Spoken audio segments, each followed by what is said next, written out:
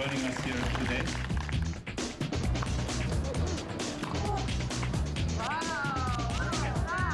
This is such a fun sport to play, you know, and regardless what happens in the future, whether you continue to play tennis or not, you know, one advice that I got when I was very young is that you have to commit yourself to whatever you do in life, whether it's your homework or whether it's practicing out on the court. Being on that arena over there is very special, and I hope that many of you get to experience that one day. We see a lot of stories of young tennis players, the childhood prodigy, that sort of thing, and sometimes it doesn't work out so well. Why, in your case, do you think it has come together very well, and you're still a great success story? I think a lot of luck, honestly. You know, for all the successful stories there are, whether it's tennis or other sports, I think people forget to look at the millions of other stories that don't come through. You go to so many academies in the United States right now, and they're like factories. I mean, everyone's hitting ball after ball after ball and working 6 hours a day, and it looks amazing from the outside, but sometimes you look at it and you say, where is the quality in the work that people are doing? That gets lost a little bit, and I think that's where talent loses its momentum. What advice would you have for a talented young 10, 11, 12-year-old who really wants to play professional tennis? What would you say to her?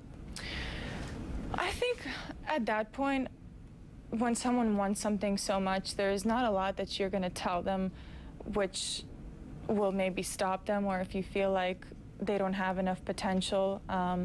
I think it's more about being realistic with the parents, and the parents having a realistic vision about their kid's career. You know, sometimes the parents see a lot of potential in their kid, but sometimes don't have enough money, which is, you know, a huge key in this sport because it's extremely expensive to raise a prodigy up from nothing. You know, getting that financial help, but also realizing if your kid is not good enough to let it go. That's such a tough decision, and I honestly think that's why part of our success was because I don't think my parents ever were afraid to go back to Russia and go back to their normal life. You know, they never saw it as a failure. Things did work out pretty well. You went on to win the U.S. Open in 2006, the Australian Open in 2008. Right. And, you know, you really on a high, obviously, but then you came into some injury trouble with your shoulder. What was it like to, you know, have those phenomenal Grand Slam victories and then to be sort of knocked back a bit with the injury? It came a point in my career where I started getting pain in my shoulder.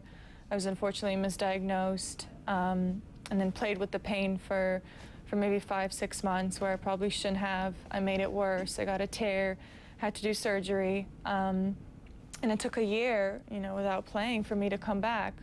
And I think that the toughest part about that whole time was the fact that I didn't really have too many people to look to see who has come back from shoulder surgery. There weren't many at all. Right. And that was tough because you always look towards those little things that might give you a great perspective, and I could never find that. Well, you have come back, and this year marked a big triumph for you, completing the career Grand Slam, winning the French Open in Paris this year. Hold that there, Maria. Straight to the hit, Maria. Was that what went through your mind when you won? Yeah, it was a sweet, really sweet victory. You know, always doing interviews, I always say, well, you know, winning Wimbledon at 17, it's like, what can be more special than that? It was so unexpected. I was so young. I had worked, but I never thought that I would be able to achieve that. That moment was incredible, and beating Serena Williams in the final, who was defending champion. There's so many pluses about that victory, but now I finished my last point at the French Open this year, and I was down on my knees, and I was holding the trophy, and I was looking around me, and I was like, this is pretty special. I might have to rethink about my next answers about what's my sweetest moment, because this is really, really special. And the fact that it was the Grand Slam that I think no one really expected me to do well at. I mean, let alone win it. So it was really, really special. And coming from the injury and it being the first Grand Slam that I won, that I had never won, you know, I could talk about it on and on. Well, I mean, the French Open has proved for some people to be the most difficult one because of the surface, Right. because it being on clay. I mean, it eluded Roger Federer for quite some time. Right. I read a comment that you said that playing on clay for you was like a cow running on ice. Yeah. So, yeah, I mean, it must have been a great feeling to be able to pull it off in the end. To go from that to winning the French Open. Yeah, it was something I said, I think, 5 years ago.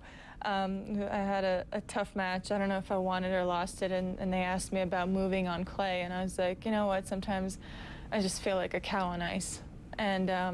And those words have haunted me for many years. Let's talk about bigger picture in terms of the game right now.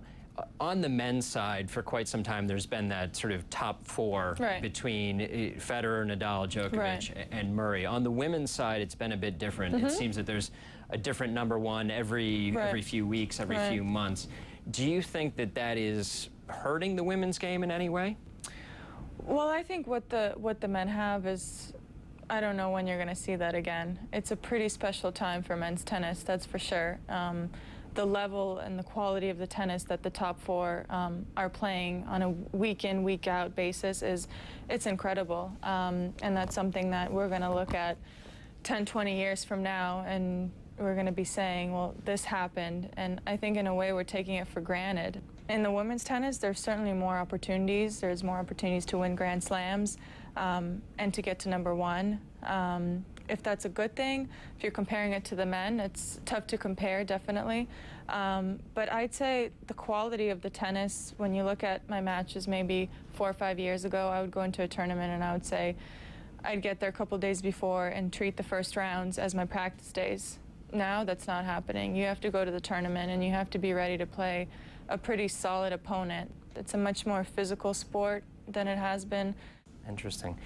I want to ask you about something. I was just watching the matches going on here today that I've noticed women's tennis is getting a bit loud in terms of the grunting, the hitting the ball, what's behind that? Is it just part of the game? Is it something that you think about? Is it intimidation? Is it just a natural instinct? Well, for me, it started from when I started playing tennis. And it wasn't like somebody taught me that or told me to hit the ball a certain way or grunt in a certain way. It was like automatic. And I think when you start something from a young age and you continue with it at a certain point, when someone tells you, well, you probably, should stop or you can't do that, it's like changing your grip on your forehand in the middle of your career. And if something's working for you, why would you do that? So it's an interesting, it's an issue that's been brought up for so many years now that I've heard about over and over again. So it's really nothing new for me. But, the WTA Tour has taken a stand on it, and they are encouraging the academies and the coaches around the world to enforce that from a younger age. So they work on a breathing pattern, and they continue that as they grow and develop their game instead of having to stop something in the middle of their career. Coming up, the tennis superstar reveals why her sweet tooth triggered her latest off-court venture and why that doesn't mean she's done on the court just yet. I'm like, so what? Well, what do I do now? You want me to retire? That's not happening.